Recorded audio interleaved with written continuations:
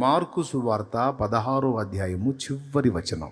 వారు బయలుదేరి వాక్యము అంతటను ప్రకటించుచుండిరి. ప్రభువు వారికి సహకారుడై ఉండి వెనువెంట జరుగుచూ వచ్చిన సూచక క్రియలను వాక్యమును స్థిరపరచుచుండెను. ఉపయోగించి వాక్యమును స్థిరపరచుచుండెను. అది పాయింట్. ప్రార్థన చేసే వ్యక్తికి ముఖ్యంగా ఒకటి ఉండాలి. ఏంటంటే విశ్వాసం. అది పక్క. మీరు ప్రార్థనలో అడుగు వాటి నెలను పొంది ఉన్నామని మీరు నమ్మిన ఎడల నిశ్చయముగా అవి మీకు అనుగ్రహింపబడును అన్నాడు మార్కు 11లో. ఇది మీకు తెలుసు. ఎంత ప్రార్థన చేశాం, చాలా సుదీర్ఘ ప్రార్థన చేశామా, చాలా చిన్న ప్రార్థన చేశామా అనేది కాదు. ప్రార్థించే వ్యక్తి యొక్క హృదయంలో ఉన్న విశ్వాసమే కార్యసిద్ధి కలిగిస్తుంది. ఒకడు అనుకున్నాడు, నా మీద చేతులుంచి నా రోగం ఉన్న దగ్గర తడవి దైవజనుడు నాకు స్వస్థత ఇస్తాడు అనుకున్నాడు. కానీ ఆయన లోపల నుంచి బయటికి కూడా రాలా. పోయి యోర్దాన్లో 7 మార్లు మునిగి శుద్ధుడు అవుతాడు పొమ్మని అన్నాడు. కడుపులో మండిపోయింది. వచ్చిన ఆయన పెద్ద ఆయన, అన్నిట్లో పెద్ద, సౌండే, అధికారంలో కూడా సౌండే.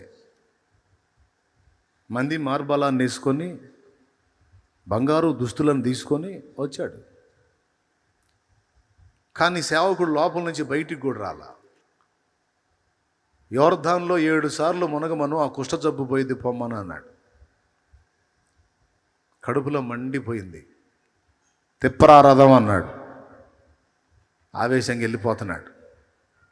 ఎంత సేవకుడైతే మాత్రం ఇంత గర్వమా?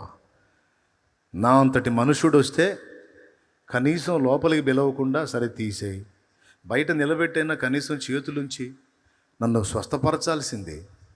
యోర్దాన్లో మునిగేది ఇంతకంటే ఈ మురికి నది కాకపోతే మా దగ్గర మంచి నదులు లేవా అయింది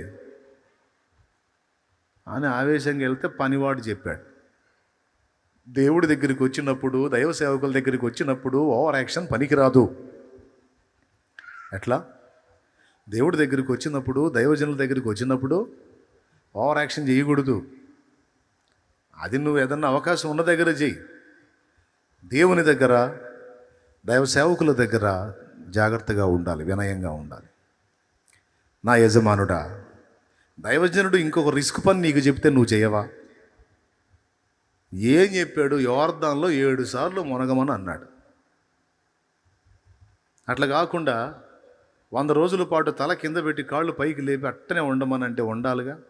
రోగం తగ్గాలంటే అట్లాంటి పని ఏం చెప్పలేదుగా. పెద్ద మొత్తంలో డబ్బన్నా అడిగాడా? పైసా ఆశించలేదుగా. నువ్వు తెచ్చిన బంగారు కానీ, నువ్వు తెచ్చిన దుస్తుల బట్టలు కానీ ఏమీ ఆశించలేదుగా. అసలు నువ్వు ఎట్లాంటి పొజిషన్లో వచ్చావు ఏం పట్టించుకోలేదుగా. అర్థం కాలేదా? ఆయన కక్కుర్తి మాలోహం కాదని, ఆయన డబ్బు వెంట పరిగెత్తేవాడు కాదు, నిజంగా దైవజనుడని నీకు అర్థం కాలేదా? నువ్వు డబ్బు చూపిస్తే డబ్బుకు బెండయ్యే రకం కాదని తెలియలేదా? అధికారాలకు భయపడేవాడు కాదు, అతడు నిజముగా దైవజనుడని నీవు గ్రహించలేదా? దైవజనుడు చెప్పింది చేయాలా అన్నప్పుడు అంతేనంటావా? అంతేనయ్యా. ఈ మాటలు విన్న తర్వాత నయమాను అనేవాడికి విశ్వాసం కలిగింది. అరే తప్పు చేశాను, నిజమే కదా, తగ్గిద్ది కదా, ఎందుకు ఆవేశపడ్డాను అని అప్పుడు బాధపడి వెళ్ళి ఆ యోర్దానులో 7 మార్లు మునిగినప్పుడు 7వ మారు లేచినప్పుడు అతని దేహం మీద ఉన్న కుష్ఠం అంతా పోయి పసిపిల్లవాని దేహము వలె మారిందని రాజుల 2వ గ్రంథము 5లో మనకి వ్రాయబడి ఉంది. 5వ అధ్యాయంలో నయమాను స్టోరీ. ఇక్కడ అతనేమనుకున్నాడంటే పైన తడవి ప్రార్థన చేస్తాడు, జబ్బుగా ఉన్న స్థలమును ముట్టి ప్రార్థన చేస్తాడు అనుకున్నాడు. కానీ దేవుడు దైవజనుని ద్వారా ఇంకో పని చెప్పాడు, యోర్దాన్లో మునగమని. పనివాడు అతనికి చెప్పినప్పుడు అతనికి విశ్వాసం కలిగింది, వెళ్ళి మునిగాడు, జవాబు పొందాడు. ఒక ఆమె అనుకుంది, నేను యేసయ్యనేం ముట్టుకోవాల్సిన అవసరం లేదు, ఆయన వచ్చి నన్ను ఏం టచ్ చేయాల్సిన అవసరం లేదు, జస్ట్ ఆయన వస్త్రపు చెంగు మాత్రం ముడితే చాలు నాకు స్వస్థత వచ్చిద్ది అని విశ్వసించింది. యేసయ్య ముందుకు వచ్చి, అయ్యా అయ్యా 12 సంవత్సరాల నుంచి అల్లాడిపోతున్నాను అయ్యా అయ్యా ఒక్కసారి నన్ను తాకయ్యా అయ్యా అలా అందామని కూడా అనుకోలా. ఏం అవసరంలా. ఆయన వెళ్తుంటే ఎట్లనన్నా గ్యాప్ తీసుకొని జస్ట్ ఆయన వస్త్రపు చెంగు ముడితే చాలు నేను బాగుపడతాను అనుకుంది. ఆయన ఏమన్నా ప్రార్థన చేశాడు ఆమెకి? పెద్దగా చెప్పండి ప్లీజ్. పోనీ ఆమె ఏమన్నా ప్రార్థన చేసింది ఆయనకి? మరి ఏం చేసింది? ఇప్పుడు ప్రార్థన చేస్తే కదా స్వస్థత, ప్రార్థన చేస్తే కదా నువ్వు నా దగ్గరికి వచ్చావు, నేను ప్రార్థన చేయాలా, నువ్వు కూడా ప్రార్థన చేయాలా, అప్పుడు స్వస్థత మనకు తెలిసి. అక్కడ ఆమె ప్రార్థన చేసిందా? వదిలే. నయమాను ప్రార్థన చేశాడా? మరి ఎలా తగ్గింది? పోనీ లాజరు వాళ్ళ అక్కోళ్ళు ఏమన్నా ప్రార్థన చేశారా?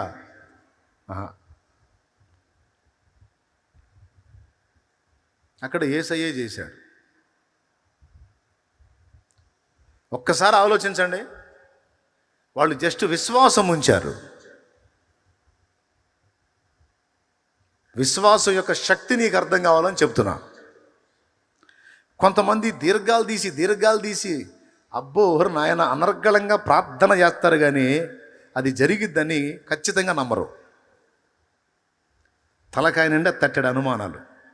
గుంపులో కలిసి ప్రార్థన మాత్రం, ప్రేమగల మా తండ్రి పరిశుద్ధ ప్రభువా దేవా యేసయ్యా నీకు వందనములు తండ్రి స్తోత్రములని చక్కగా చిలక పలుకుల్లాగా చుట్టూ కూర్చొని వినేవాళ్ళు అబ్బో ఆహా ఓహో చాలా అద్భుతంగా ప్రార్థన చేస్తుంది, సూపర్గా ప్రార్థన చేస్తున్నాడు అనుకోవాలని బిల్డప్ కోసం కొంతమంది చేస్తుంటారు.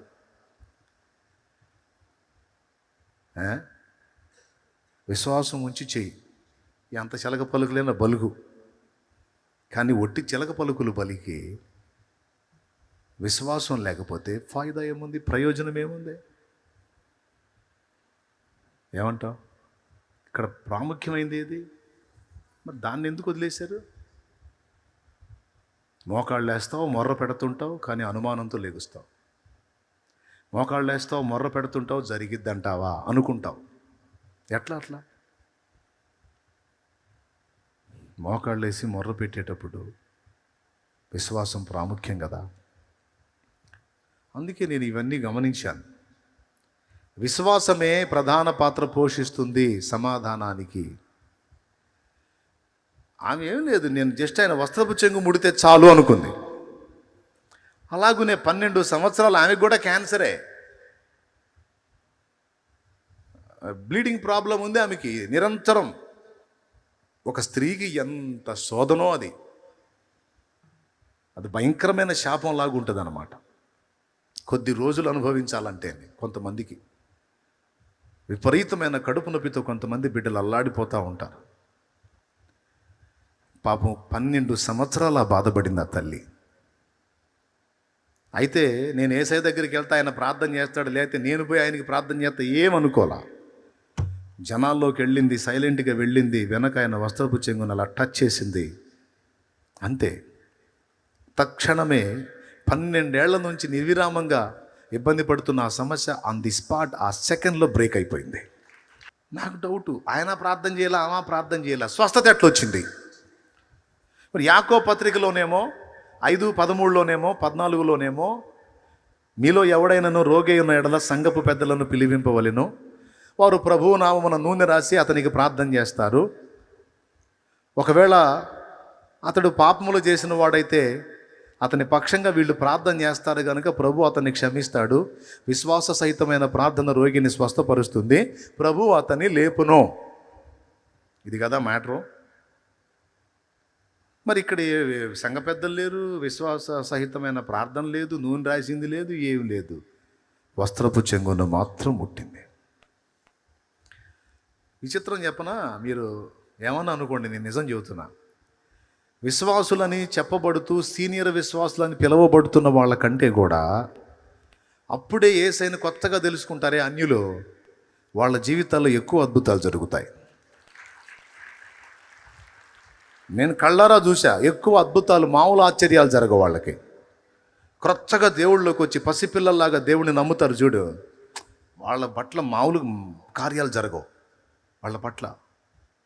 ఎందుకు తెలుసా? సీనియర్ విశ్వాసులకి విశ్వాసం పోయి లాజిక్ వచ్చింది. విశ్వాసం పోయి లాజిక్ పని చేస్తుంటుంది. లాజిక్ అది అంటే తగ్గిద్దిలే, కానీ ఏమో దేవుడు చిత్తం. ఒకవేళ అట్లా ఉండాలని దేవుడు డిసైడ్ చేశాడేమో, అంటే అది పోయిద్దిలే, కానీ ఏమో దేవుడు చిత్తం. పోవచ్చు పోకపోవచ్చు, మనం అంటే మన ధర్మంగా ప్రార్థన చేయాలి అంతే, ఇక ఆయన ఇష్టం. కానీ ఒక నూతన విశ్వాసి క్రొత్తగా రక్షణలోకి వచ్చినోడు ఏమంటాడు తెలుసా? ఎందుకు చేయడం నా దేవుడు? ఎన్ని సాక్ష్యాలు విన్నాను నేను, చేస్తాడో, నేను నమ్ముతున్నాను, నీకు ఎందుకు, నేను చేస్తాడు చూడు అని మహాపట్టుబడతారు వాళ్ళు. ఖచ్చితంగా జరుగుతాయి కార్యాలు కూడా. ఎంతమంది ఒప్పుకుంటారు?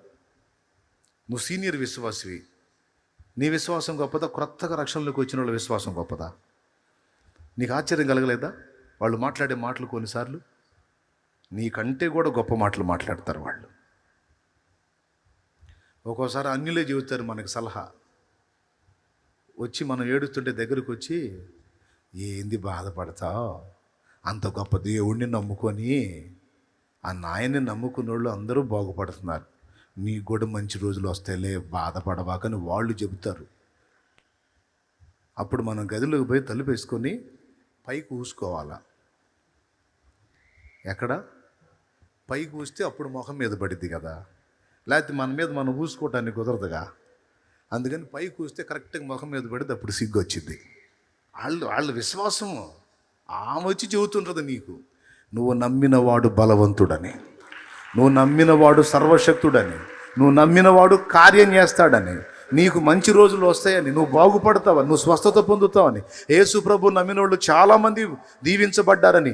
ఒక అన్యురాలు వచ్చి విశ్వాసంతో మాట్లాడుతుంటే బుద్ధి లేకుండా, జ్ఞానం లేకుండా నువ్వేమో తర్కాలు, లాజిక్లు పెట్టి అట్టెట్ట జరిగిద్ది, ఏమో ఇంత కార్యం కూడా జరిగింది, పనికి మళ్ళీ మాట్లాడుకుంటావు. అలాగైనా అనుమానాలు పెట్టుకుని నువ్వు బతుకుతున్నావు. అవునా కాదా? నా పాయింట్ ఏంటంటే, అసలు ప్రార్థనే లేకుండా స్వస్థతలు కూడా జరిగాయి. అది బైబిల్లో ఉంది. ప్రార్థన చేసినప్పుడు కూడా కార్యాలు జరిగాయి, అది బైబిల్లో ఉంది. సేవకులు ప్రార్థించినప్పుడు కూడా కార్యాలు జరిగాయి, అది బైబిల్లో ఉంది. ఇంకా చెప్పాలంటే ఇంకొక మాట కూడా వినండి. పౌలు నడికట్లైనను చేతి వస్త్రములైనను రోగులకు తగిలినప్పుడు బాగుపడ్డారని ఉంది. అక్కడ కూడా ప్రార్థన జరగల. ఒకవేళ ఆ క్లాత్ తీసుకెళ్ళి రోగి మీద అయితే ఏమని ప్రార్థన చేస్తారు? పౌలు చేతి వస్త్రం తగ్గాలి, రోగం తగ్గాలి అంటారా?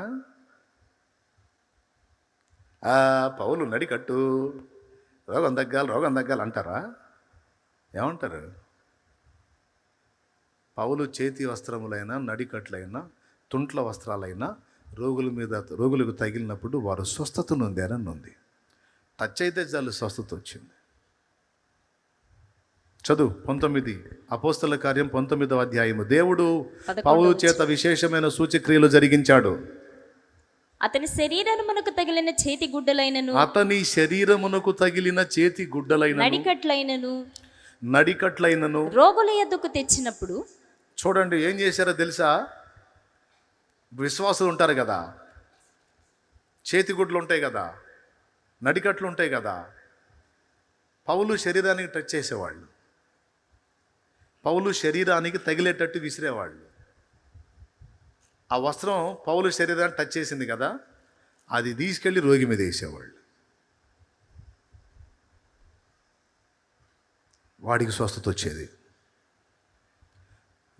పౌలు దగ్గరికి వచ్చిన నడికట్లు ఉంటాయి కదా,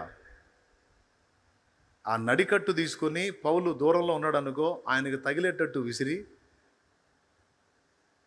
ఆ నడికట్టు తీసుకెళ్ళి రోగి మీద వేస్తే వాడికి తగ్గేది. అతని శరీరమునకు తగిలిన చేతి గుడ్డలైనను నడికట్లైనను రోగుల యొద్దకు తెచ్చినప్పుడు రోగములు వారు విడిచెను, దయ్యములు కూడా వదిలిపోయాను. ఒక్కసారి ఆలోచించండి. ఇక్కడ ప్రార్థన జరిగిందని ఉందా? ప్రార్థన చేసినని ఉందా? ఆ వస్త్రాలు తెచ్చి ప్రార్థన చేశారా? లేదు. సంఘ పెద్దలు నూనె రాసి ప్రార్థన చేశారని యాకోబు పత్రిక ఉంది. అపోస్తలులు నూనె రాసి అనేక రోగులను స్వస్థపరిచిరని ఉంది. మీరు గుర్తిస్తే చాలా చోట్ల ప్రార్థన లేని ప్రదేశంలో సైతము విశ్వాసము పనిచేసినట్టు లేఖనం సాక్ష్యమిస్తుంది. నీ ప్రార్థన నిన్ను స్వస్థపరిచిందనలా, నీ విశ్వాసమే నిన్ను స్వస్థపరిచింది. సమాధానం గలదానివై పో అన్నాడు. ఇప్పుడు మీకేమర్థమైంది? అమ్మయ్య, అట్టయితే ప్రార్థన చేసే అవసరం లేదు కన్నయ్య అనేది అర్థమైందా? కొంచెం బరువు దిగినట్టుంది కదా గుండెల మీద నుంచి. అంటే విశ్వాసం ఉంచితే జాలిగా ప్రార్థన చేయాల్సిన అవసరం లేదన్నమాట అని కొంపతీసి ప్రార్థన కొట్టారు. దానికి కూడా ఒక కారణం ఉంది, చెబుతా. ప్రార్థన అవసరమే,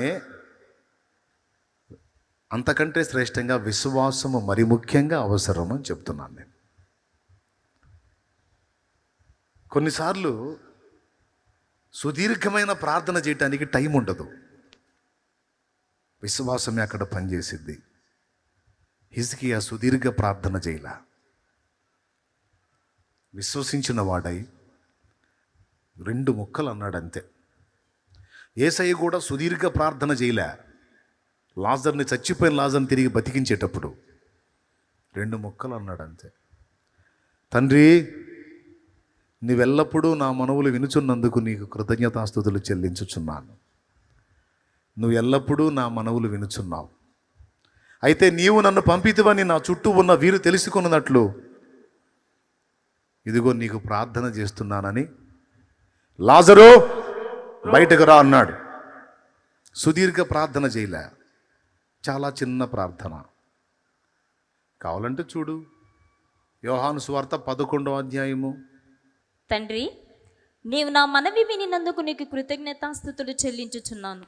నీవు ఎల్లప్పుడూ నా మనవి వినుచున్నావని నేను ఎరుగుదును గాని, నీవు నన్ను పంపితివని చుట్టూ నిలుచియున్న ఈ జన సమూహము నమ్మునట్లు వారి నిమిత్తమై ఈ మాట చెప్పి తిన నేను. అద్దుగో, వారి కోసం నీకు ఈ మాటలు చెప్తున్నా అని అంతే. బాయ్, అందరూ కలిసి స్తోత్రాలు చెప్పండి అని అందరూ, మీరు మొదలు పెట్టబోయారు, మీరు కాదు, యేసయ్య. అందరూ కలిసి స్తోత్రాలు చెప్పండి, స్తోత్రాలు చెప్పండి అని చెప్పించలా. రాయి తీయండి, రాయి తీయండి అన్నాడు అంతే. రాయి పక్కకు పెట్టారు. ఇక తండ్రి, నీవు నా మనవులు వినుచున్నావు, ఎల్లప్పుడూ వినుచున్నావు అని నేను ఎరుగుదును. నీవు నన్ను పంపిదివని నా చుట్టూ ఉన్న వీళ్ళు తెలుసుకోవాలి. అందుకు ఈ మాట చెప్తున్నా. అయిపోయింది. ఇదే ప్రార్థన. ఎంత ప్రార్థన? ఇంతనా? ఎన్ని నిమిషాలు వచ్చింది? లాజరు బయటకు రా అంటే చచ్చిపోయినాడు, అలాగ లేచి వచ్చాడు. అది అంటే ఇక్కడ ఏది పని చేస్తుంది? సుదీర్ఘ ప్రార్థనలు చేసి విశ్వసించనిచో ఆ ప్రార్థనలన్నీ వట్టి మాటలుగా గాలికి పోతాయి తప్ప ప్రయోజనం శూన్యం. చిన్న 4 ముక్కలు నువ్వు మాట్లాడినా దేవునికి నువ్వు అప్పచెప్పిన ఆ విషయాన్ని నిశ్చయంగా దేవుడు నెరవేర్చగలడని నువ్వు విశ్వసించగలిగితే ఆ 4 ముక్కలే శక్తివంతమైనదే కార్యసిద్ధి కలిగిస్తుంది. ఇది నా పాయింట్. అర్థమైందా?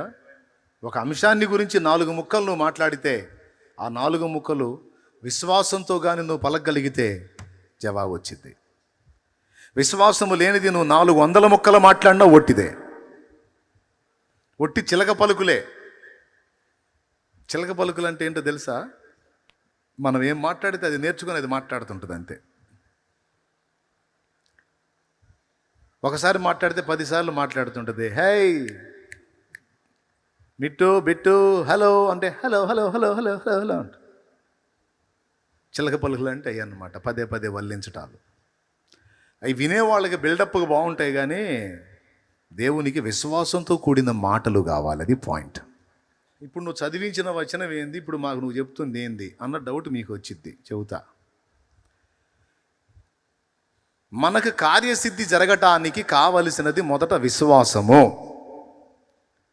ఈ విశ్వాసము వినుట ద్వారా కలిగిద్ది. వినుట దేవుని గూర్చిన మాట, యేసును గూర్చిన మాట వలన కలిగిద్ది. కాబట్టి వారు బయలుదేరి వాక్యం అంతటా ప్రకటించుచూ వెళ్ళిరి. ప్రభు వారికి సహకారుడై ఉండి వెనువెంట జరుగుచూ వచ్చిన సూచక్రియల చేత వాక్యమును స్థిరపరచుచుండెను.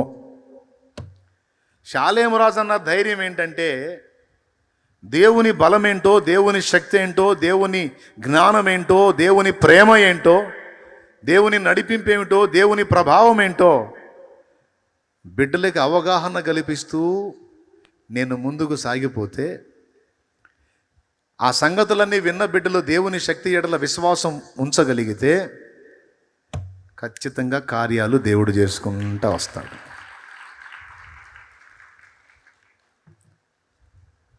నేను ఎవరిని బాది ప్రార్థన చేశా, ఎవరి కోసం మొత్తుకొని చేశా, స్పీకర్లు పగిలిపెట్టేట్టు నేను ఎవరి కోసం గందరగోళం చేసి ప్రార్థనలు చేయలే.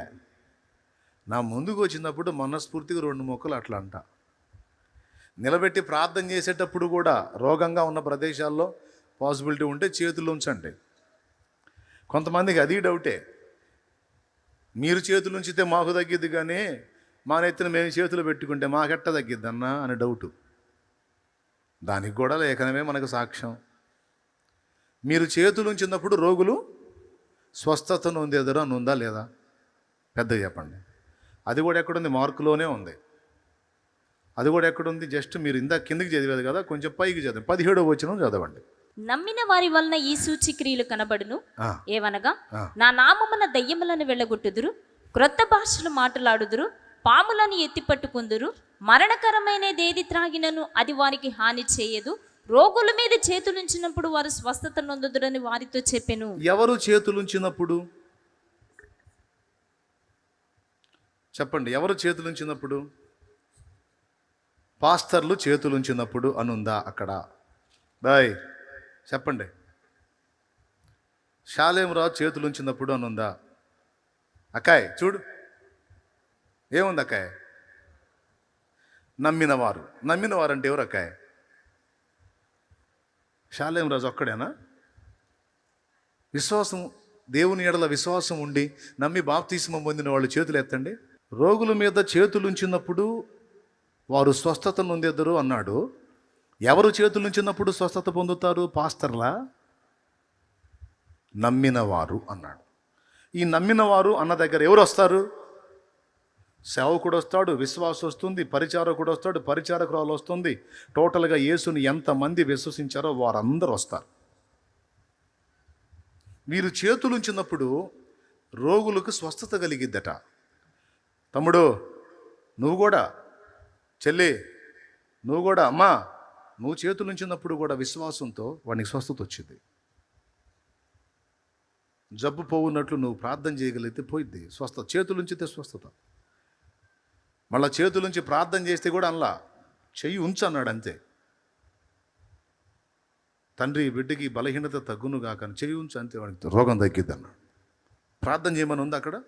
చేతులుంచి మొత్తుకొని ఉందా?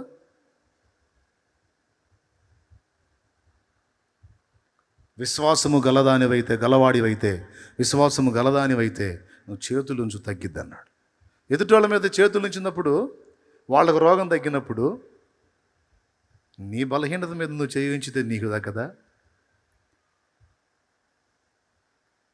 నమ్మిన వ్యక్తివి, నువ్వు కూడా రోగివి, పెట్టు చెయ్యి, అడుగు దేవుణ్ణి. నేను గుర్తుపెట్టుకోండి, మిమ్మల్ని అందరినీ ప్రయోజకులుగా చూడాలన్నదే నా ఆశ. అది అసలు నా పాఠం. అది పనికిమాలినోళ్ళ కాదు. అందరూ నా చేతి కిందకి రండి అని తయారు చేసే సరుకు కాదు ఇది. ఇది సత్య సంబంధమైన సరుకు. ఎట్లా అంటే లోకాన్ని ప్రభావితం చేయాలో నువ్వు బలపడి. షాలేం రాదన్న చెయ్యి కోసం నువ్వు ఎగబట్టం కాదు, నువ్వు చేతులుంచి రోగులను స్వస్థపరిచే కృప పొందావు. కానీ నీకు విశ్వాసం లేదు ఆ విషయంలో. నీ విశ్వాసం ఎట్ట తగలబడిందంటే మనం చేతి తగ్గిద్దా, మనమే సేవకులమా, ఉద్యోగం చేస్తుంటమే, పనికి పోతుంటమే, వ్యాపారానికి పోతుంటమే, మనం ఇంట్లో వంట పని చేస్తుంటమే, మనం ప్రార్థన చేస్తే తగ్గిద్దా అని ఎవరికి వాళ్ళు. ఇక్కడ విశ్వసించిన వారి వలన ఇవి కనపడతాయి అన్నాడు. నమ్మిన వారి వలన ఈ సూచక్రియ జరిగిద్ది అన్నాడు. నువ్వు పనికి వెళ్ళావా, ఉద్యోగానికి వెళ్ళావా, వ్యాపారానికి వెళ్ళావా, లేకపోతే నువ్వు ఇంకో పనిలో ఉన్నావా? ఒకటి, పాపమును వదిలిపెట్టి పరిశుద్ధ రక్తములో కడగబడి దేవునికి చెందిన వ్యక్తివా కాదా? అది మెయిన్. నీ ప్రార్థన దేవుడు వింటాడా వినడా? నువ్వు అడిగితే దేవుడు చేస్తాడా చేయడా? నీకు విశ్వాసం ఉందా లేదా? దేవునికి నీకు ఆ రిలేషన్ ఉందా లేదా? నాకు నా యేసయ్యకు అనుబంధం ఉంది అంటే చేయొద్దు. నా తండ్రి నా ప్రార్థన వింటాడు, నేను అడిగితే చేస్తాడని నిశ్చయిత ఉంటే చేయొద్దు. వింటాడా నీ మాట? వింటాడా? అట్లయితే నువ్వు చేయించు, సమాధానం వచ్చింది అవతల. ఇది కావాల్సిందే. ఇది విశ్వాసి దగ్గర కావాల్సిందే. అంటే వాళ్ళంటే పెద్ద పెద్దోళ్ళు, ఎంతలా వాళ్ళేంది? నీకంటే లావు ఉన్నారా, నీకంటే ఎత్తున్నారా? వాళ్ళు పెద్ద పెద్దోళ్ళు, నువ్వు చిన్న చిన్నోడివా? నువ్వు చిన్న చిన్న దానివా అని నువ్వు అనుకుని ఆ భ్రమలో బ్రతికేటట్టు చేశాడు శత్రువు. నిన్ను మోసగించాడు, పిచ్చి మొహమా. అట్లా మోసం చేశాడు వాడు నిన్ను. ఇక్కడ కూర్చున్న ప్రతి విశ్వాసి తన చుట్టూ ఉన్న సమాజానికి దేవుని శక్తిని రుచి చూపించగలిగితే సమాజాలు మండవా? రాదా ఉజ్జీవం? కానీ అందరూ కలిసి ఎట్లా ఫిక్స్ అయిపోయారు?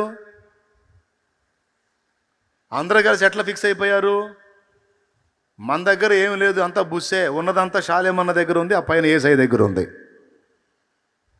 కానీ వాక్యం ఏం చెబుతుంది? యేసయ్య వాక్యం ఏం చెబుతుంది? విశ్వసించిన వారి వలన దేవుడు తన కార్యాలు జరిగిస్తాడని చెబుతుంది. ఇంకా చెప్పాలంటే పచ్చిగా చెప్తున్నా, పెద్ద పేరు మోసిన సేవకులని ఎచ్చులు పడి బిల్డప్ ఇచ్చే వాళ్ళ దగ్గర గొప్ప కార్యాలు జరగవు. అది ఒకవేళ నా విషయంలో మీరు అనుకున్న బుస్సే. మళ్ళీ చెబుతా ఇంకా క్లియర్గా, అబ్బో ఆయన అమ్మో, అబ్బో ఏమమ్మో అని మీరు ఎవరినో ఆకాశానికి ఎత్తి చూస్తారే, వాళ్ళు కూడా కొంతమంది పబ్లిసిటీ చేస్తారు చూడు, స్వస్థత వరము కలిగిన దైవ జనులని. అది బుస్సే. వాళ్ళ వల్ల కార్యాలు జరగవు. ఒరిజినల్గా కార్యాలు జరిగేది ఎవరు వల్ల తెలుసా? సామాన్యుల వల్ల జరుగుతాయి. ఆమె ఎవరో తెలియదు, పోతా ఉంటుంది దేవుని బిడ్డ. నువ్వు సమస్యలో ఉంటావు, ప్రభా ఈ బిడ్డను ఒకసారి దర్శించు నాయనా అని వెళ్ళిపోయిద్ది. మళ్ళీ ఆమె నీకు కనపడదు, నీకు తగ్గిపోయింది ఇక్కడ. ఇక మళ్ళీ నువ్వు ఆమెకు భజన చేయడానికి, అమ్మో మహాతల్లి చెయ్యి పెట్టింది తగ్గిపోయింది, నువ్వు మళ్ళీ ఆమెకు దండలు వేసి సన్మానాలు చేసి దండాలు పెట్టాక కనపడదు ఇక. అలా తమ్మును తాము మరుగు చేసుకుంటూ నేనెంత వాడిని, నేనెంత దాన్ని తప్పించుకుని వెళ్ళిపోతూ ఉంటారు చూడు, హెచ్చింపు నాశించకుండా. వాళ్ళ వల్ల జరుగుతాయి తమ్ముడు బలమైన కార్యాలు, వాళ్ళ వల్ల జరుగుతాయి సూచక క్రియలు. వాళ్ళకిస్తాడు కృప. గోరంత దానికి కొండంత బిల్డప్ ఇచ్చి ఎచ్చులు పడి హడావుడి చేసి ఓవర్ యాక్షన్ చేసి కథలు చేసే వాళ్ళ దగ్గర కాదు కార్యం. నేను చెప్పేది నగ్న సత్యం. అపోస్తలులు ఒక దగ్గర లేరు, తిరుగుతా ఉన్నారు. నువ్వు సన్మానం చేస్తే చేయించుకోరు. వాళ్ళ వల్ల అద్భుతం జరిగితే చూపించరా, దీన్ని చూపించు అనరో, పెట్టు కెమెరా ఇటు పెట్టు అనరో. నో, కార్యాలు చేసుకుంటూ వెళ్ళిపోతారు. ఇక్కడ నా పాయింట్ ఏంటంటే, ఆనాటి భక్తుల్లాగా ప్రతి విశ్వాసి తయారు కావాలి. ఎవరో ఒకడు తోపుగా, ఒకడు పెద్ద మొనగాడు, ఎవరో ఒకడు ప్రార్థన చేస్తే కార్యం కాదు. యేసు ప్రభు శిష్యుడిగా విశ్వాసం ఉంచిన ప్రతి ఒక్క పురుషుడు, ప్రతి ఒక్క స్త్రీ విశ్వాసులై ఉంటే, దేవుని శక్తిని ఎరిగిన వారై ఉంటే, సాటి మనిషి బాధను చూసి వేదన పడే మనసుంటే వారు ప్రార్థన చేసినప్పుడు దేవుడు కార్యం చేస్తాడు. అలా ప్రతి విశ్వాసిలోకి ఆ ఉజ్జీవం వచ్చినప్పుడు అది నిజమైన ఉజ్జీవం అవుతుంది. ప్రతి విశ్వాసి అలా చైతన్యవంతురాలై సమాజంలో దేవుని శక్తిని చూపగలిగిన నాడు సమాజాలు ఉజ్జీవింపబడతాయి. కొల్లలుగా ఆత్మలు రక్షించబడతాయి. అది that is the real revival. దేవునికి స్తోత్రం కలుగును గాక. బాయ్ గట్టిగా చెప్పు, చెప్పు. ఒక సేవకుడుగా, ఒక కాపరిగా ఉన్నవాడికి దేవుడు బాధ్యతను అప్పచెప్పింది తన పిల్లల్ని అలా తయారు చేయమని. అరబందపు మాలోకాల్లాగా, సోదోళ్లలాగా ఎవరి చేతికో, ఎవరి దయకో, ఎవరి దాక్షిణ్యానికో దండాలు దశకాలు పెట్టుకుంటా, గడగడలాడుతా, పడిగాపులు కాసుకుంటా కాదు. నా పిల్లలారా, ఇది సత్యం.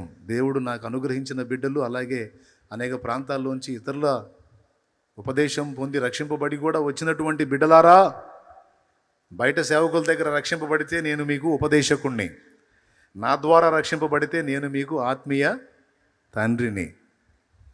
కాబట్టి ఇద్దరికీ చెప్తున్నా. ఇప్పుడు చెప్పు, తగ్గదా నీకు? నువ్వు చేస్తే సమాధానం రాదా? ఏం కావాలి నీకు?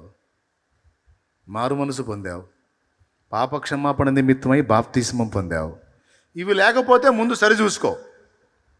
నీకు ఈ లేవా? సరి చూసుకో. ఇవి ఉన్నాయా? అట్లయితే నువ్వు నమ్మిన వ్యక్తివైతే నీ వలన దేవుడు కార్యాలు చేస్తాడు.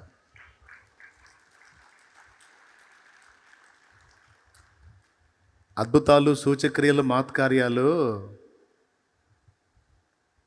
బలిపీఠం మీద ఉండి వాక్యం చెప్పేవాడి ద్వారా జరిగినాయా?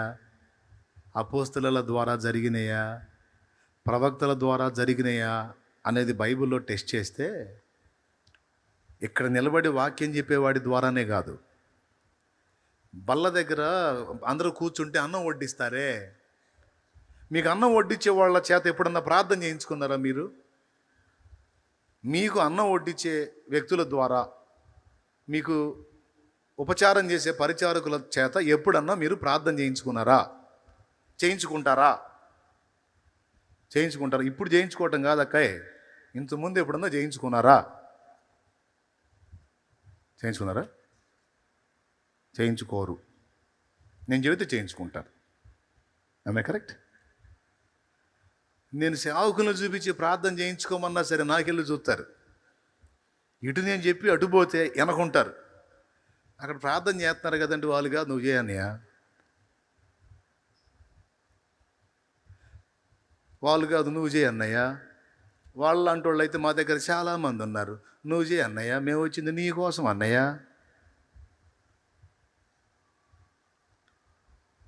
నా కడుపు మంట అర్థమవుతుందా మీకు? ఏంటిది కడుపు మంట?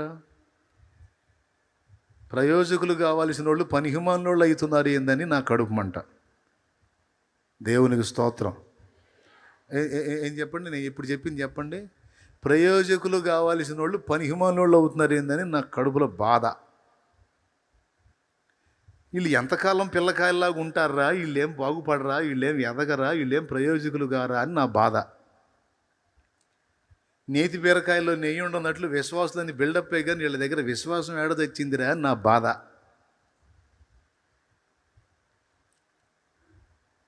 ఆవంతున ఎండ ఆవంతున మాడేటట్టు కొడుతుంటే ఎర్రని ఎండలో నల్లులు మండేట్టు మాడతా కూడా నిలబడి ఉన్నారు. ఏందంటే నువ్వు ప్రార్థన చేయాలా, నువ్వు చేయాలా. మీరందరూ కలిసి ఒకడిని పైకెత్తితే, ఒకడే చేస్తే అది ఉజ్జీవం కాదు, అది ఉజ్జీవం కాదు. ప్రతి బిడ్డలోకి చైతన్యం రావాలి. ప్రతి వ్యక్తి తన కర్తవ్యాన్ని గుర్తుపట్టాలి. ప్రతి వ్యక్తికి పరిశుద్ధాత్మ దేవుడు అనుగ్రహించిన శక్తి ఏమిటో తెలుసుకోవాలి. నీకు భోజనం వడ్డించే వాని చేత, భోజనం వడ్డించే ఆమె చేత ప్రార్థన చేయించుకోవటం తెలుసా? నీకు తెలియదు. కానీ దేవుని వాక్యం చూస్తావా? చూడు, అపోస్తల కార్యం 6వ అధ్యాయము 8వ వచనం 2వ వచనం నుంచి చదువు. అప్పుడు 12 అపోస్తలులు తమ పాదముల యొద్ద శిష్యుల సమూహమును పిలిచి, మేము దేవుని వాక్యమును బోధించటం మాని ఆహారమును పంచిపెట్టుట యుక్తము కాదు. కాబట్టి సహోదరులారా, ఆత్మతోనూ జ్ఞానముతోనూ నిండుకొని మంచి పేరు పొందిన 7 మనుషులను మీలో ఏర్పరచుకునుడి. మేము వారిని ఈ పనికి నియమింతుము. అయితే ఆగు, నాకెళ్ళి చూడండి. మేము దేవుని వాక్యమును ప్రకటించుట మాని ఆహారము పంచిపెట్టుట యుక్తము కాదు. అంటే మేము ప్రార్థించాలి, వాక్యం ప్రకటించాలి, ఈ రెండు పనులు మావి. కాబట్టి ఈ రెండు పనులు చెయ్యని వాళ్ళు ఎవరైనా ఉంటే వాళ్ళని పిలుచుకోండి, మేము వాళ్ళని ఈ పనికి నియమిస్తామన్నారు. అంటే అర్థం ఏంటి? ఇప్పుడు నియమించబడే వాళ్ళు వాక్య విషయంలోనూ ప్రార్థన విషయంలోనూ అపోస్తలులతో ఈక్వల్ కాదు. మళ్ళీ చెప్పేదా? మళ్ళీ ఒకసారి మొట్టమొదటి నుంచి చదువురా, జాగ్రత్తగా వినాలి ఈ మాట. అప్పుడు 12 అపోస్తలులు తమ యొద్దకు శిష్యులను సమూహమును పిలిచి మేము దేవుని వాక్యమును బోధించుట మాని ఆహారము పంచిపెట్టుట యుక్తము కాదు. కాబట్టి సహోదరులారా, ఆత్మతోనూ జ్ఞానముతోనూ నిండుకొని మంచి పేరు పొందిన 7 మనుషులను మీలో ఏర్పరచుకునుడి. మేము వారిని ఈ పనికి నియమింతుము. మేమేం వాక్యం ప్రకటిస్తాం, వాళ్ళేమో వాక్యం ప్రకటించరు గనక వాళ్ళు జనాలకి భోజనం సంగతి చూసుకుంటారు. అంటే ఇప్పుడు భోజనం పని చేసేవాళ్ళు వాక్యం ప్రకటించేవాళ్ళ, ప్రకటించిన వాళ్ళ? నోరున్నోళ్ళందరూ పెద్దగా చెప్పండి.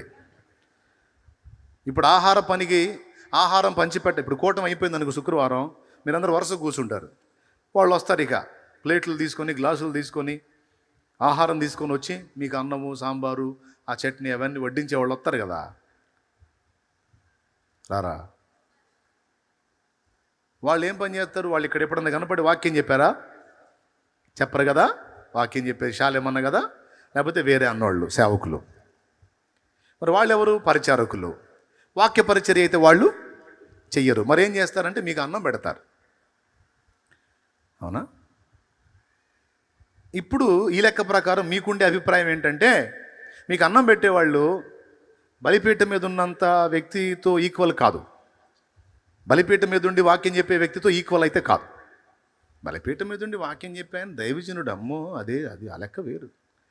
వాళ్ళదే ఉంది, వాళ్ళు చట్నీ వేసేవాళ్ళు, సాంబార్ పోసేవాళ్ళు, అన్నం పెట్టి వాళ్ళదే ఏముంది కదా.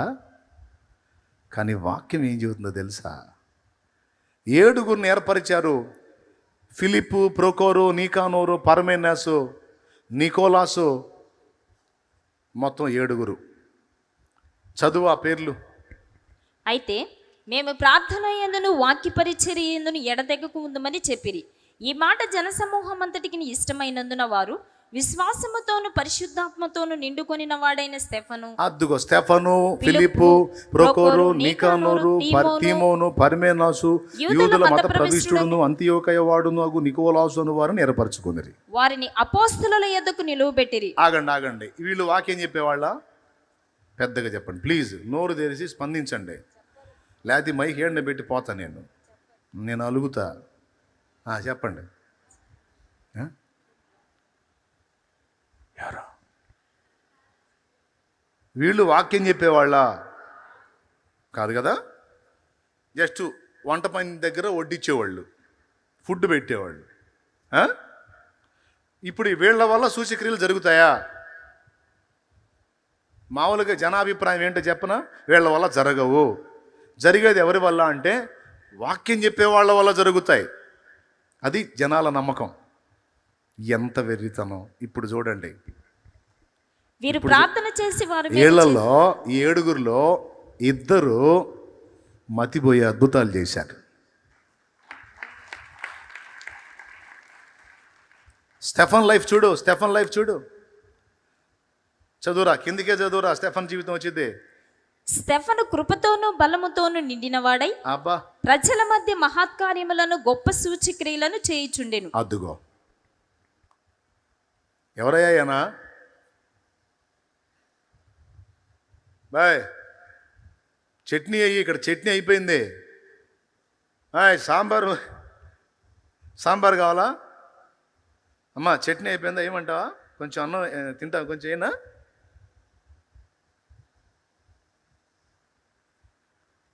ఈ పని చేసేవాడి దగ్గర అద్భుత కార్యాలు సూచక్రియలు చేసే శక్తి దేవుడు ఉంచాడన్నది మీరు నమ్మగలరా? ఎందుకు నమ్ముతారు? మీకు బిల్డప్ కావాలి, హడావుడి కావాలి, వేదిక మీద కనపడాలి, అగ్రపీఠం మీద కనపడాలి. ఆ? గంభీరమైన పర్సనాలిటీ ఉండాలి. కనీసం టేప్ పెట్టి కొలిస్తే 6 అడుగులు ఉండాలి. ఆ? వస్త్రాలు చినిగిపోయిన వాళ్ళు, సరైనటువంటి వస్త్రధారణ లేనోళ్ళు, కురూపులుగా ఉన్నోళ్ళు మీ ముందు వచ్చి అమ్మ పచ్చడి ఏమంటావా, అమ్మ సాంబారేనా, అమ్మ అన్నం తింటావా అన్న వ్యక్తిని ప్రార్థన చేయమంటావు నువ్వా? తెలివి తక్కువ, ఆకలి ఎక్కువ. వాళ్ళ దగ్గర ఉంచాడు శక్తి ఆయన. వాళ్ళ దగ్గరే కాదు, నీ దగ్గర కూడా ఉందే. ఎంతకాలం సంఘమా దీన్ని గుర్తించకుండా, ఎంతకాలం సంఘమా ఈ ప్రాముఖ్యమైన విషయాన్ని మరచి నిద్రపోతావు? ఎంతకాలం సంఘమా ఒక మనిషిని ఆధారం చేసుకొని బతికేస్తావు? అందరూ బలవంతులు కావాలని దేవుడు కోరుకుంటుంటే, అందరూ శక్తివంతులు కావాలని దేవుడు కోరుకుంటుంటే, విశ్వసించిన వారందరూ ప్రార్థించినప్పుడు గొప్ప కార్యాలు జరుగుతాయని దేవుని వాక్యం ఇంతగా నొక్కి వక్కానిస్తుంటే, ఎవరో ఒక మనిషిని హైలైట్ చేసుకొని ఎంతకాలం మీరు బ్రతుకుతారు? నువ్వు నడుం కట్టాలి, ఇది సత్యం. నువ్వు మోకాళ్ళు నీ ప్రార్థన చేస్తే కార్యం చేస్తాడు దేవుడు. నీ ఇంటి పక్కన ఆ చెల్లికి బాగలేదు, శాలేమన్న రాడు ఆడికి, మరి ఎవరు చేయాలి? అప్పుడు శాలేమన్న లేకపోతే మరి ఇంకొక అన్నయ్య అన్న దొరికితే బాగుండు, ఇంకొక అన్నయ్య కూడా లేడా, ఇంకొక అక్కయ్య అన్న దొరికితే బాగుండు, అక్కయ్య కూడా లేదు, అట్టయితే ఇంకో సంఘం పాటనన్న పిలవాలి. నేను అంటున్నాను, నీకేం మాయ రోగం? డైరెక్ట్గా అడుగుతూ, నువ్వు విశ్వాసివి కాదా? పనికి మాలిన దద్దమ్మ, నువ్వు విశ్వాసివి కాదా? నీ దగ్గర విశ్వాసం లేదా? నువ్వు యేసు రక్తంలో కడగబడలేదా? నువ్వు పరిశుద్ధ పరచబడలేదా తమ్ముడు? నీ ప్రార్థన దేవుడు వినడా? నీవు విశ్వసించినప్పుడు, విశ్వసించి దేవునికి విజ్ఞాపన చేసినప్పుడు వానిని స్వస్థపరచడా? ఎక్కడ పెట్టావు ఈ వాక్యాలని? అపోస్తలులే కాదు, భోజనపు బల్ల దగ్గర పనిచేసిన వాళ్ళు బయలుదేరి కూడా ఓళ్ళ నోళ్ళని కదిలిచ్చారు. బల్ల దగ్గర పనిచేసిన వాళ్ళు ఓళ్ళ నోళ్ళని కదిలిచ్చారు, ఉజ్జీవంతో నింపారు. అర్థమవుతుందా నాయనా? బాధ కలుగుతుందా? వాస్తవం నొప్పి పుట్టించిదిలే. సమరయ ప్రాంతానికి పోయాడమ్మా ఫిలిప్పు 8వ అధ్యాయంలో. పోతే చూడు ఏం జరిగిందో. అక్కడ వాడొక దేవుళ్ళ చలామణి అవుతున్నాడు, గారడి సీమోను. వాడు మ్యాజిక్కులు చేస్తా జనాల్ని బురుడి కొట్టించి దేవుని మహాశక్తి ఇతడే అని జనం వాడికి మొక్కటం మొదలుపెట్టారు. వాడి పేరు గారడి సీమోను. వాడున్న ప్రాంతానికి పోయాడు. ఎవరమ్మాయన? వంట దగ్గర పని చేస్తాడే ఆయన. పోయి మొదలుపెట్టి వార్త చెబుతుంటే దేవుడు అద్భుతాలు చేయటం మొదలుపెట్టాడు. అద్భుతాలు చేయటం మొదలుపెట్టాడు.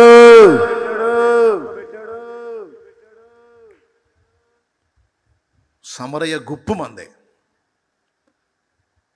చెప్పాలంటే అప్పటికి అక్కడ ప్రసిద్ధిగాంచిన గారడి సీమోన్ అనేవాడు కూడా వచ్చి దేవుడు ఫిలిప్పు చేత గొప్ప కార్యాలు చేస్తుంటే చూసి వాడు కూడా బాప్తీసం పొందాడు. దేవుడి మహాశక్తి కూడా పొందింది బాప్తీసం. ఎవరా శక్తి? జనం అనుకున్నారు వీడిని గారడి సీమోన్ని. వాడు కూడా పోయి పొందాడు బాప్తీసం. పెద్దలారా, ఇప్పుడు చెప్పు చెల్లి, నీ ఇంటి పక్కన వాళ్ళకు నువ్వు ప్రార్థన చేస్తే జవాబు రాదా? దానికోసం ఎవరి దగ్గరకు నువ్వు తీసుకెళ్ళాలా? నువ్వు అవిశ్వాసమైతే తీసుకెళ్ళు, నీ దగ్గర విశ్వాసం లేకపోతే తీసుకెళ్ళు. నీ ప్రార్థన దేవుడు వినడు అని నీకు నమ్మకం ఉంటే అప్పుడు తీసుకెళ్ళు. నువ్వేదో అక్రమ జీవితంలో జీవిస్తున్నావును, నా ప్రార్థన దేవుడు వినడు, ఎందుకంటే నా నీతి దేవుడికి దిక్కు, దేవునికి ఆధారం, మరి నేను నీతి కలిగి ఉండకపోతే దేవుడు వినడో, నేనేమో మరి అవినీతిలో బతుకుతున్నాను, నేను తప్పుడు జీవితంలో ఉన్నాను, అందుకని నా ప్రార్థన వినడం అనే ఫీలింగ్ నీకుంటే అప్పుడు తీసుకెళ్ళు. అరే, యేసు రక్తంలో కడగబడ్డావు, చెడుతనం వదిలేసావు, దేవుని కృపతో పవిత్రంగా బతుకుతున్నావు, బతకడానికి పోరాడుతున్నావు. ఆయన నీ ప్రార్థన వినేటప్పుడు నీ నీతిని ఆధారం చేసుకొని కాదు, యేసు నామం, యేసు నీతిని ఆధారం చేసుకొని దేవుడు జవాబిస్తాడు అని 100 సార్లు చెప్పా. నువ్వు ప్రార్థన చేసేటప్పుడు నీ నీతిని గుర్తు చేసుకోవాకు, నీకు దండం పెడతా అని చెప్పా. నీ నీతిని గుర్తు చేసుకుంటే నీ నీతిని బట్టి జవాబిస్తాడా? యేసు నామాన్ని బట్టిస్తాడా? యేసు నామాన్ని నువ్వు వాడాల్సి వచ్చింది అంటే నువ్వు ఎంత నీతిగా బతికినా అది అక్కడ చెల్లుబాటు కాదు. అలాగని వెచ్చలవిడిగా బతకమని చెప్పట్లా, నువ్వు జాగ్రత్తగా బతుకుతావు.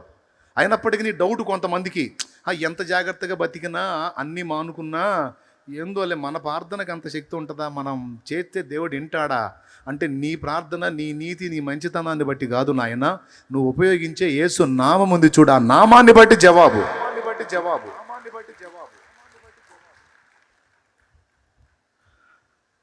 అదే కదా నేను మక్కినేని వారి పాలెంలో ఆ తల్లి సాక్ష్యం చెప్పింది. ప్రార్థనా విజయాల్లో ప్రార్థనా విజయాలు ఎందుకు పెట్టింది? అసలు ఎవరికోళ్ళు చైతన్యం పొందాలని, ఎవరికోళ్ళు శక్తివంతులు కావాలని. నువ్వున్న బజారు నీ దగ్గరకు వచ్చి ప్రార్థన చేయించుకోవాలా దేవుని బిడ్డ. నువ్వున్న బజార్ రావాలా నీ దగ్గరికి, అక్క నా కోసం ప్రార్థన చేయవా, తమ్ముడా నువ్వు నీ వీధి రావాలా, నీ గ్రామం రావాలా, కదలాలా. నీ ఊరికి నేను వస్తే కాదు, నీ దగ్గరికి కదిలిస్తాడు దేవుడు. విశ్వాసం నీ దగ్గర ఏడిస్తే, విశ్వాసం నీ దగ్గర ఉంటే నీ దగ్గరికి పరిగెత్తుతారు ప్రజలు. ఉద్యమం ఎక్కడి నుంచో కాదు, నీలో నుంచే బయలుదేరాలి, నీలో నుంచి బయలుదేరాలి. నేను ఇంతసేపు చెబుతున్నానా, ఇప్పుడు భలే వింటున్నారా? కూటం అయిపోగానే మళ్ళీ మారు మనసు పొందుతారు. వీడు చెప్పిన ఏం మనం మనసులో పెట్టుకోకూడదని మళ్ళీ మొదటికి వస్తారు. ఎంతకాలం వస్తారో చూస్తా. దేవునికి స్తోత్రం. నేను చెప్పేది నగ్న సత్యం, మా వాక్య సత్యం నేను చెప్తుంది. బల్ల దగ్గర, భోజనం బల్ల దగ్గర వంట సిద్ధపరిచి వడ్డించేవాడు ఒక ఊరిని కదిలిచ్చాడు పోయి, సమరయ మొత్తాన్ని. అక్కడున్న మాంత్రికుడిని సైతం బాప్తీసంలోకి నడిపించాడు.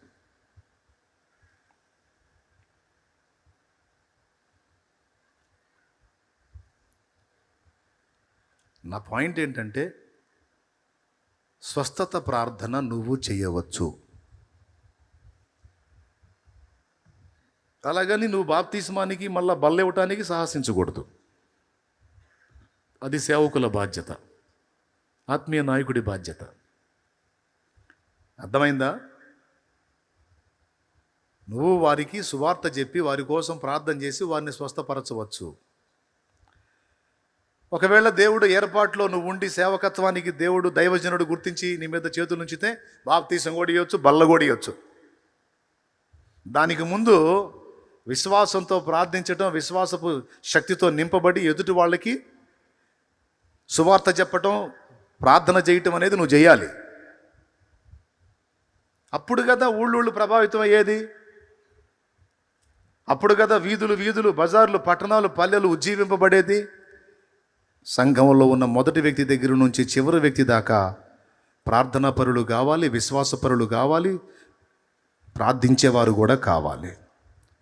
దేవుని ఆశ, నా ఆశ, మీరు ఎదుటి వాళ్ళ మీద చేతులుంచి ప్రార్థన చేస్తే వారు స్వస్థత పొందాలి. అలాంటి విశ్వాసం నీలో ఉండాలని నేను ఆశపడి ఎదురు చూస్తుంటే ఇక నా బతుకంతా పట్టేటట్టుంది. ఇక ఏంటిది పట్టేది? మీరు ప్రార్థన చేయటం అనేది ఇక జరిగేటట్టు లేదు. ఎందుకంటే మీకు నమ్మకం లేదుగా. చాలేమన్నా ప్రార్థన వింటాడని నమ్మకం, కానీ నేను కూడా ఆయన రక్తంలో కడగబడ్డాను, నేను కూడా ఆయన బిడ్డల్లో ఒక బిడ్డగా అయ్యాను. మా నాన్న ఉన్నాడండి, మా నాన్న, మేము 6. మా పెద్ద అక్క అడిగితే చేస్తాడు, మా రెండో అక్క అడిగితే చేయడా? ఏయ్ ఓ ఎవచ్చవే నీవు అంటాడా మా రెండో అక్కనే? అంటే మా నాన్న ఏం చేసిద్ది? మా అక్క గొంతు పట్టుకుంటుంది పోయి, ఎవచ్చవే నన్ను అడుగుతున్నావా, నేనెవరో నీకు తెలియదా అని గొంతు బీసికిద్ది అంతే. ఆయన అంటాడా? నాన్న అంటాడా? మూడో అక్క అడిగితే చేస్తాడు. 4 అడిగితే చేస్తాడు. అన్నయ్య అడిగితే చేస్తాడు. ఆఖరణ పుట్టాను నేను అడిగితే చేయడా? చెప్పండి. ఇప్పుడు యేసయ్యకి షాలేమన్న ఒక్కడే బిడ్డైంది, మరి నువ్వెవరివి చెప్పు? బిడ్డవి కాదు, ఎంత ముద్దు బిడ్డవి. నీకోసం కూడా ప్రాణం పెట్టాడుగమ్మా, నువ్వు కూడా బిడ్డవే కదరా తల్లి. నిన్ను ముద్దాడుకోలా, నిన్ను ప్రేమించలా, నీకోసం గాయాలు పొందలా, నీకోసం రక్తం దారిపోయిలా, నీకెన్నో ప్రార్థనలకు జవాబీలా. ఇప్పుడు నువ్వు మోకాళ్ళు నువ్వు ఏడ్చినా నీకు వెంటనే ఉత్తరం ఎట్లా? మరి ఏం విశ్వాసం రా నీది? తల్లి నువ్వు ఎందుకు ఆలోచించు? షాలేమన్న ఒక్కడే బిడ్డ కాదు, నువ్వు కూడా యేసయ్య బిడ్డవే. నువ్వు కూడా యేసయ్య బిడ్డవే తమ్ముడు. నీ ప్రార్థన కూడా వినబడిద్ది. అసలు ఇంతెందుకు, అన్యుడి ప్రార్థన విన్నాడాయా? అపోస్తల కార్యం 10లో కొర్నేలి నీ ప్రార్థనలను నీ ధర్మకార్యములను యెహోవా సన్నిధికి ప్రభువు సన్నిధికి జ్ఞాపకార్థముగా చేర్చబడినవి. అసలు ఇంకా ఆయన మారు మనసు లేదు, రక్షణ లేదు. మిస్టర్ కొర్నేలికి పోలీస్ డిపార్ట్మెంట్కి చెందిన వ్యక్తి, కాకపోతే కాస్త నీతిగా బతికాడు, దాన ధర్మాలు చేశాడు, దేవుని యందు భయభక్తులు కలిగి ఉన్నాడు, ప్రార్థనాపరుడు. కానీ మారు మనసు లేదు, రక్షణ లేదు. పేతురు ప్రకటిస్తే అవి 2 జరిగినాయి. కానీ అంతకు మునిపే అతని ప్రార్థనలు దేవుడు విన్నాడని రాసింది లేఖనంలో. రక్షణ బాప్తిస్మం పొందని ఒక అన్యుడైన కొర్నేలి ప్రార్థన వినబడినప్పుడు ఆయన రక్తంలో కడగబడిన నీ ప్రార్థనకు దేవుడు విలువివ్వడా? కాకపోతే నేను ముందు పుట్టి ఉండొచ్చు, నువ్వు నా తర్వాత పుట్టి ఉండొచ్చుమా. నేను ముందు రక్షింపబడి ఉండొచ్చు, నువ్వు తర్వాత రక్షింపబడి ఉండొచ్చు. కానీ గుర్తుపెట్టుకో, మా నాన్నకి 6 ఎట్లా పిల్లలం అవుతామో, 6 జన్మకు నాన్న కారణమయ్యాడు, అందరం ఆయనకు పిల్లలు ఎట్లా అవుతామో, మనందరం మీరందరూ కూడా యేసయ్యకి అలాగే పిల్లలు. సరే మీకంటే ముందు పుట్టాను అనుకో, పెద్ద కొడుకుని అనుకుందాం, నా మాట వింటాడు. అసలు ఇంకా చెప్పాలంటే పెద్దోళ్ళకి కోరికలు ఎక్కువ తీరుస్తాడు, చిన్నోళ్ళకి తీరుస్తాడు. చెప్పండి, మీరు చెప్పండి. అసలు ఇంకా పెద్దోడిని తన్నబోతాడు. వాడికి ఇచ్చారు, నాకు ఇలేదు అంత. నువ్వు గాడిదలాగా పెరిగి బుద్ధి లేదు. వాడు చిన్నోడు, పశువుడు, వాడు అడిగితే ఇవ్వాలా, అవసరమైతే నువ్వు కూడా ఇప్పించాలా, నీ చేతిలో కూడా అడిగి పెట్టాలా. ఇంకా మాట్లాడు. చిన్నోడు అడిగిన కోరికలు. ఇప్పుడు చెప్పండి, అసలు ఎవరు ప్రార్థనకి విలువ ఎక్కువ ఉంది? ఏమి లేదు, నువ్వు పక్క బాధపడుతున్న వ్యక్తిని చూసి పోయి నూనె రాసి ప్రార్థన చేసి గదిలోకి పోయి ఆ మనిషికి చెప్పు, నీ కోసం నేను చేస్తా ప్రార్థన, నువ్వు భయపడొద్దు, నా దేవుడు నిన్ను స్వస్థపరుస్తాడు, నీ సమస్యకు పరిష్కారం ఇస్తాడు, నేను చేస్తా నా తండ్రికి నీ పక్షంగా విజ్ఞాపన, నా తండ్రి నా మనవి వింటాడు. యేసయ్య ఏమన్నాడు? తండ్రి నా మనవులు నీవు ఎల్లప్పుడూ వినుచున్నావని అనుమానంగా ఉందన్నాడా? వింటామేమో అనుకుంటున్నాను అన్నాడా? వినుచున్నావని నీకు కృతజ్ఞతలు చెల్లించుచున్నాను తండ్రి, నా మనవులు నువ్వు ఎల్లప్పుడూ వింటావు తండ్రి అన్నాడు. ప్రియమైన బిడ్డలారా, నా మనవులు విన్నావు అనేశాడు. నీ మనవులు కూడా యేసయ్య వింటాడు, తండ్రి వింటాడు.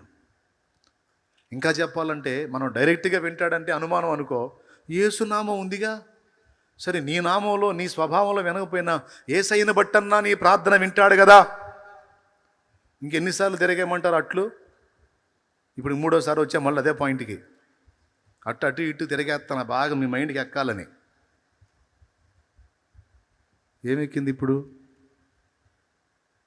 నా పాయింట్ అర్థమైందా మీకు? ఎంతమందికి అర్థమైంది? నిజంగా నేను చెప్పిన మాట మీకు అర్థమై మీరు రంగంలోకి దిగి మొదలు పెడితే అమ్మో, ఇక ఆ ఉద్యమం మామూలుగా ఉండదు, మహా ఉద్యమం వచ్చేస్తుంది. ఇక ప్రతి విశ్వాసి చైతన్యవంతుడై ముఖ్యమైన కార్యాలేమో దైవజనుడికి అప్పజెప్పేసి ప్రజలను ప్రభావితం చేసేటువంటి ఈ కార్యాలు నువ్వు చేయటం మొదలు పెడితే, ఫిలిప్పు 2 చేశాడు, ప్రకటించాడు, అద్భుతాలు చేశాడు, దొరికినోడికి బాప్తీసం ఇచ్చాడు, పరిశుద్ధాత్మను పొందినట్లు చేతులు ఉంచడానికి అపోస్తలులను పిలిపించాడు. 8లో ఉంటుంది.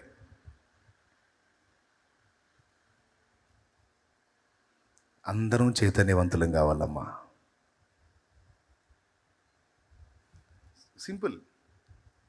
మీ ఇంటి పక్కన ఓ తల్లికి పిల్లలు లేరు, ఓ చెల్లికి సంవత్సరాలుగా అల్లాడిపోతుంది. ఆ మధ్య నువ్వే ఆ ఇంటి పక్క కిరాయికి వచ్చావు. నీకు ఆమె బాధ తెలిసింది. మరే వచ్చేసండి మా చర్చికి వస్తావా, పిల్లలు పుట్టేటట్టు ప్రార్థన చేపిస్తాను అంటాం కాదు. చర్చికా అమ్మ మా ఆయన అంతాడు, రాకపోతే ఏముండదు మరి ఇంకా నీ ఇష్టం అంటావు. నువ్వు నీ నెక్స్ట్ డైలాగ్ అదే. వస్తే చూస్తావు, రాకపోతే ఇంక చేయగలిగింది లేదు, నీ ఇష్టం అంతే అంటావు. అన్నప్పుడు పిల్లలు లేకపోతే తనులు ఆడ తింటాం వద్దులే. అది కాదు నువ్వు అనాల్సింది. నువ్వేమనాలి తెలుసా? ఆ విషయంలో నువ్వు సఫర్ అవుతున్నావా? అవునక్క నేను సఫర్ అవుతున్నాను. సరే, నీకోసం నేను ప్రార్థన చేస్తాను. తమ్ముడు నువ్వు కూడా ఈ పాయింట్ గుర్తుపెట్టుకో. సరే, నీకోసం నేను ప్రార్థన చేస్తాను, నీకు దేవుని సమాధానం వచ్చేటట్టు నేను విజ్ఞాపన చేస్తాను. గుర్తుపెట్టుకో, ఈ రోజు నుంచి నీకోసం మొర్ర పెడతాను అని ఆ బిడ్డ పొట్ట మీద చేయబెట్టు.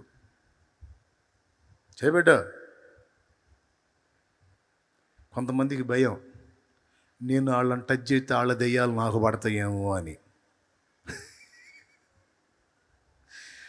కొంతమంది ఇట్ట బెదిరించారు, కొంతమంది వాళ్ళ మీద చెయ్యి పెట్టారంటే వాళ్ళవి మీకు పడతాయి పోతారని. ఈ భయం దెబ్బకి చేతులు ఉంచరు. నేను చెబుతున్నా, ఇట్ట భయపడతామనే ముందు ఇచ్చిన వాగ్దానంలో ఏమన్నాడు తెలుసా? నా నామమున మీరు దయ్యములను వెళ్ళగొట్టుదురు అన్నాడు. అసలు ఫస్ట్ ఇచ్చిన అథారిటీ, అధికారమే అదే ఇచ్చేశాడు. దయ్యాలకు మీరు భయపడద్దు, మీరు ఆజ్ఞాపిస్తే వెళ్ళిపోతాయి అన్నాడు. ఇంకా నీకు పట్టేది ఎక్కడ చెల్లి?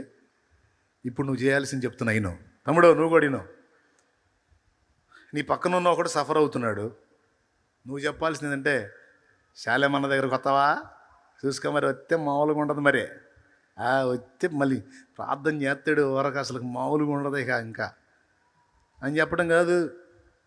వాడు రావచ్చు రాకపోవచ్చు. నువ్వు చేయాల్సింది ఏంటంటే, శాలేమన్న దగ్గరకు వస్తావా కాదు, వస్తాడు ఖచ్చితంగా. వచ్చేటప్పుడు రాకముందే నువ్వు కార్యం చేయగలవు. అది ఎలాగో చెప్తా. ఇప్పుడు పిల్లలు లేరు, బాధపడుతున్నారు, సఫర్ అవుతుంది. నీకు మాట్లాడే ఛాన్స్, మాట్లాడావు. చెప్పాలా? చెల్లి, ఇదిగో నీ పొట్ట మీద చేయబెట్టి ప్రార్థన చేస్తున్నా, నీ కడుపు పండాలని ప్రార్థన చేస్తున్నా, కళ్ళు మూసుకో అని కన్నీరు గార్చు. బిడ్డ నలిగిపోతుంది దేవా. ఒక ఆడదానికి గొడ్రాలనే నెపం చాలా గాయపరిచింది. సంతానం లేని కారణం చేత శుభకార్యాలకు రానివ్వరు. ఇంటూ శుభకార్యాలకు కూడా గొడ్రాలని ఎడంగా ఉంచుతారు, ముందుకు రానిరు. చాలా క్షోభ నాయన. సంతాన విషయంలో ఈ బిడ్డ పడుతున్న ఆ క్షోభ నేను ఎరుగుదును. తెలిసి తెలియక ఈమె పితరులు చేసిన పాపాలు క్షమించు, నీ రక్తంతో కడుగు. ఈ బిడ్డ ఎందు జాలిపడు, తన భర్త దోషాలు క్షమించు, తన దోషాలు క్షమించు. ఈ బిడ్డ పక్షంగా నేను క్షమాపణ అడుగుతున్నా. నీ బిడ్డని నేను, యేసయ్యా నా కోసం ప్రాణం పెట్టావు, నన్ను అంత ప్రేమించావు, నా మనవి వింటావు, నేనంటే నీకు ఇష్టం యేసయ్యా, నా ప్రార్థనను ఆలకిస్తావు యేసయ్యా. ఈ బిడ్డ కడుపు పండునట్లు చేయి తండ్రి. యేసు నామములో ఈ బిడ్డ కృప పొందును గాక అని నువ్వు ప్రార్థన చేసి చెప్పు. గుర్తుపెట్టుకో, దేవుని కార్యం జరిగిద్ది. లోపల ఏమేం తేడాలో నాకు అనవసరం. సమస్య వైపు చూడను, సమాధానం ఇచ్చే నా యేసు వైపే చూస్తాను నేను. నువ్వు సమస్య చెప్పావు, నేను ప్రార్థన చేస్తా. దీనికోసం మళ్ళా ఒక అమ్మగారిని ఒక అయ్యగారిని తీసుకొచ్చి ఓహో నాయన చాలా సినిమా అవసరమా? ఆ?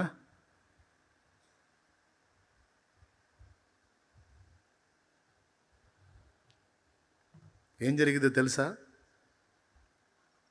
రోజు ప్రార్థన చేస్తుంటావు, ఆ బిడ్డ కనపడినప్పుడు చెబుతుంటావు, నీకోసం ప్రార్థన చేస్తున్నా గుర్తుపెట్టుకో, మొన్న చేశా, ఇక రోజు చేస్తున్నా నీకోసం గుర్తుపెట్టుకో చెల్లి, అనతి కాలంలోనే అద్భుతం జరగబోతుంది గుర్తుపెట్టుకో, నా దేవుడు నీ పట్ల కార్యం చేయబోతున్నాడు గుర్తుపెట్టుకో.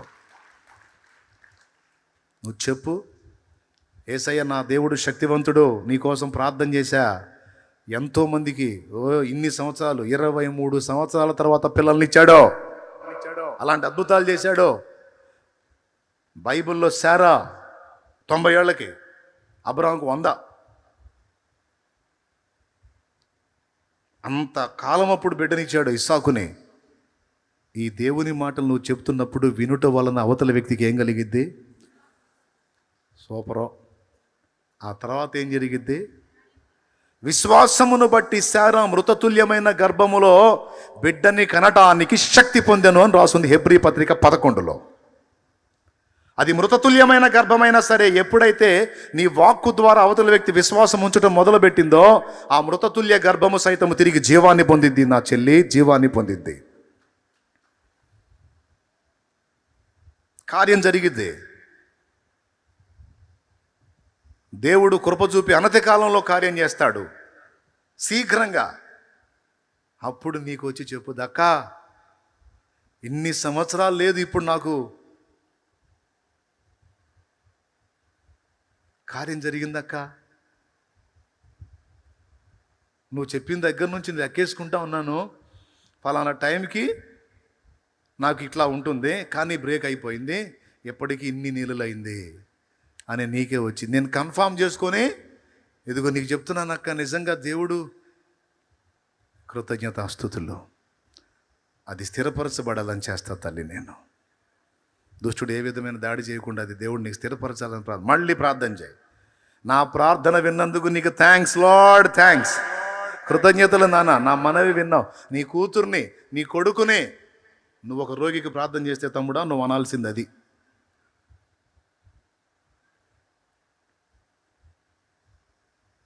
ఆయన దయ జవాబిస్తాడు.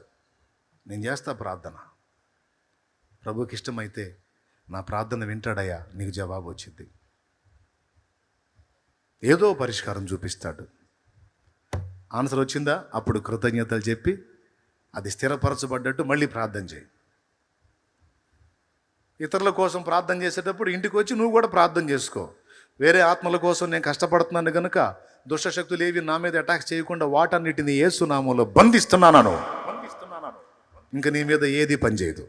ఒక్క మాట అనుకో చాలు. ఎంతమంది క్లారిటీ ఉంది? ఇలా చూడు, ఇప్పుడు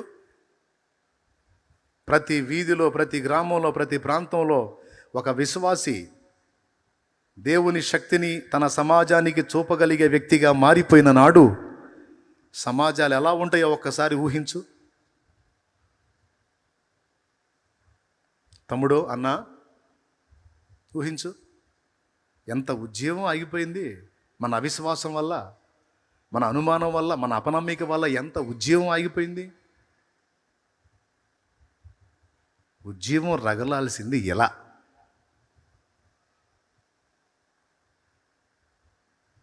కానీ చేస్తున్నారు ఆ పని. అసలు నీకే తట్టాడను అను. ఇంక నువ్వు పక్కోడికి ప్రార్థన చేసేది ఎక్కడ? వాడు ఒకవేళ అడిగాడు అనుకో, మరి నీ బాధల సంగతి ఏందని, అరే నా బాధ లెక్కలో అది కూడా కాదురా నాయన, అది అంతా నాకు అవసరమై ఉంచాడు, తీసేస్తాడా, నీకోసం చేస్తాను చూడు జవాబు. నా బాధ ఆలోచించవాగరా, నీ కార్యం జరిగిందో లేదో చూసుకో అని చేయను,